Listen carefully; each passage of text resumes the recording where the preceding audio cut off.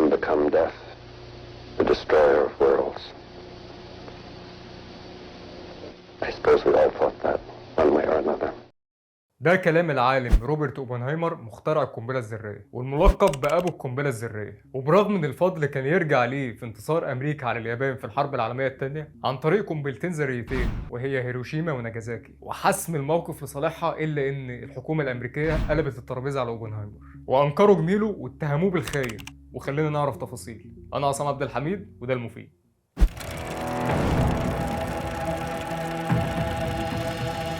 روبرت اوبنهايمر اتولد في ابريل سنة 1904 لعائلة ثرية في نيويورك، وبدأ دراسته للمرحلة الأولى سنة 1911، وكان متفوق جدا في دراسته لدرجة إنه كمل الصف الثالث والرابع في سنة واحدة، وبرغم صغر سنه كان شغوف بالكيمياء وعلم المعادن. وبعد ما اتخرج وحصل على تعليمه الإعدادي وبعد ما كمل 18 سنة التحق سنة 1921 بجامعة هارفارد وتخصص في علم الكيمياء وحصل على البكالوريوس في الكيمياء سنة 1925. وكمان ما اكتفاش بكده، سافر لأوروبا عشان يدرس الفيزياء الحديثة بسبب قلة المجال ده في أمريكا واللي تقريبا ما كانش موجود. ده غير إن كان فيه تحت إيده تلامذة من أهم علماء الفيزياء والمجال النووي زي ديفيد بوم وويلس لامب وفيليب مورسون وجورج فولكوف وغيرهم كتير. شخصية اوبنهايمر كانت عنيدة بطبيعتها لدرجة إن أي حد كان بيقلل منه أو يتحداه إنه ينجز أي حاجة كان بيحطها في دماغه لغاية ما يعملها، حتى لو كانت حاجة مضرة هيعملها بس عشان يرضي غروره وبعدين يندم، وهنعرف ليه. لحد هنا كل الكلام ده جميل لغاية وقت الحرب العالمية الثانية.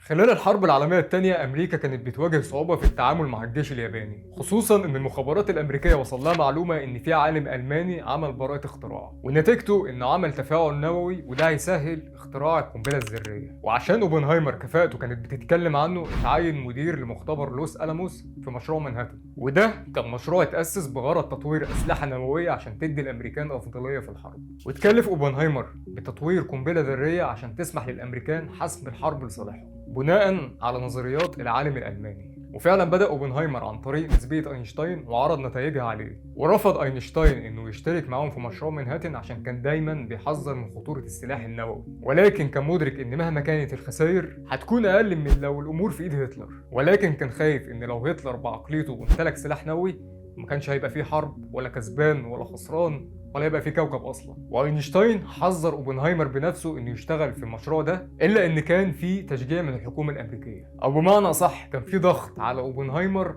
لسرعه تطوير القنبله الذريه. وفعلا سنه 1945 تم تصنيع اول قنبله تجريبيه ذريه، واللي تم تجربتها في شرق صحراء ولايه نيو مكسيكو واتسمت بتجربة ترينيتي. وفي يوم 16 يوليو سنة 1945 وصلت رسالة للرئيس الأمريكي هاري ترومان، والرسالة كانت مضمونها طفل ولد ولادة جيدة، بمعنى ان التجربة نجحت وهيتم تصنيع قنبلة تانية جاهزة للتنفيذ على أرض العدو. بعد نجاح التجربة اتصنع في مختبر لوس ألاموس قنبلة هيروشيما، واللي اتسمت وقتها باسم ليتل بوي أو الولد الصغير. وفي 6 أغسطس من نفس السنة ألقت القوات الجوية الأمريكية القنبلة على مدينة هيروشيما اليابانية، واللي ما فرقتش بين جندي ومدني أو راجل وست أو شيخ وطفل، واللي كانت بقوة تدميرية تعادل من 13 ل 18 كيلو طن من مادة شديدة الانفجار اسمها TNT، وقوة تفجير تعادل من 15 ل 25 كيلو طن. القنبلة قتلت في وقت الانفجار بس 70,000 شخص، وبعد تأثير الإشعاعات وصلت الوفيات ل 140,000 شخص. بعد نجاح فعالية قنبلة هيروشيما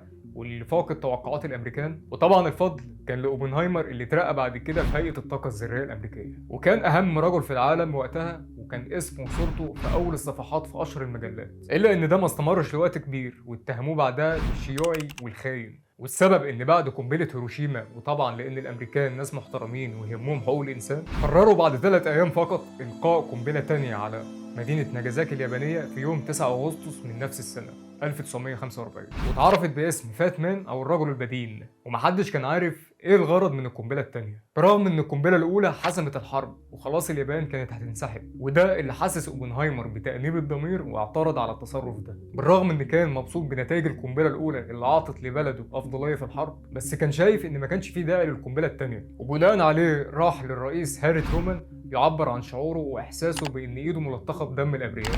لكن الرئيس رد عليه باستهزاء وقال له انت مجرد عالم فيزياء وما تفهمش في الامور لا السياسيه ولا العسكريه، وشبه طرده من مكتبه وقال وقال للمستشارين مش عايز يشوفه تاني حتى لو صدفة. وهنا أدرك أوبنهايمر إن الحكومة استخدمته في قتل الأبرياء، وفورا قدم استقالته من مشروع مانهاتن وبدأ يظهر في الإعلام يحذر من خطورة السلاح النووي ويطالب بعدم استخدامه. خلال الحرب الباردة بين الاتحاد السوفيتي وأمريكا، الاتحاد السوفيتي عرف سر القنبلة الذرية وتمكن من تصنيع القنبلة النووية. وهنا الرئيس الأمريكي هاري ترومان رجع لأوبنهايمر تاني وطلب منه إنه يطور قنبلة بقوة تدميرية أكبر، وهي القنبلة الهيدروجينية. والموضوع ما انتهاش لغاية هنا، لأن اتفسر انزعاج أوبنهايمر وتأنيب ضميره إن ده خيانة لبلده. في ديسمبر سنة 1953 وصل لأوبنهايمر في معمله في جامعة برينستون خطاب من مجلس الشيوخ الأمريكي فيه 24 اتهام، وخلاصة الاتهامات دي بتتهم اوبنهايمر انه ليه توجهات شيوعيه، وانه على علاقه باشخاص شيوعيين واللي اهمهم زوجته كاثرين واخوه الصغير فرانك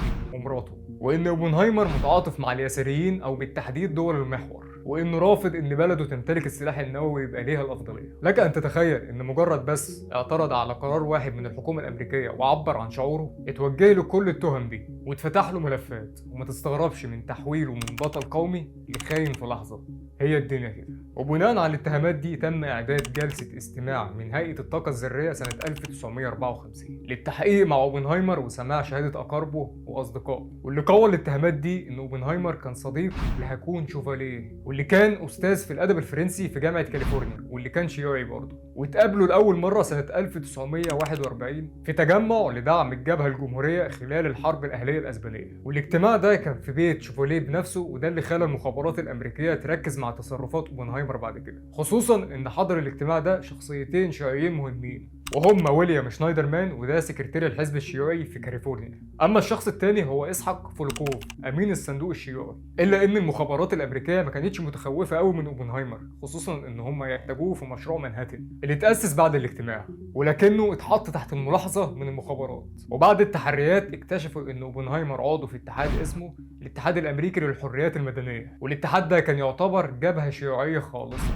وبسبب عضويه اوبنهايمر في الاتحاد ده اسمه اتحط في قائمه اسمها قائمه الحبس الاحتياطي، بمعنى ان هيتم القبض عليه في حاله الطوارئ الوطنيه. يعني لو الحكومه شافت انه خطر على الامن القومي هيتم القبض عليه بشكل مباشر. علاقه اوبنهايمر بشوفاليه خلى جلسه الاستماع تربط الاتهام ده بانه كان بيشاركوا اسرار عن مشاريع الطاقه الذريه الامريكيه، ونتيجه التحقيق ده تمت اقاله اوبنهايمر من لجنة الطاقة الذرية واتسحب تصريحه الأمني المعروف باسم كيو، واللي بموجب التصريح ده كان بيمكن اوبنهايمر إنه يطلع على الوثائق السرية الذرية، وبكده أصبح اوبنهايمر غير صالح للعمل بشكل كلي في لجنة الطاقة الذرية. وكان كل الكلام اللي زعل ده هو كلمة شكرا اللي قالته الحكومة الأمريكية لأوبنهايمر، واتجرد من كل نفوذه السياسية وكمل حياته في كتب الفيزياء وإلقاء المحاضرات.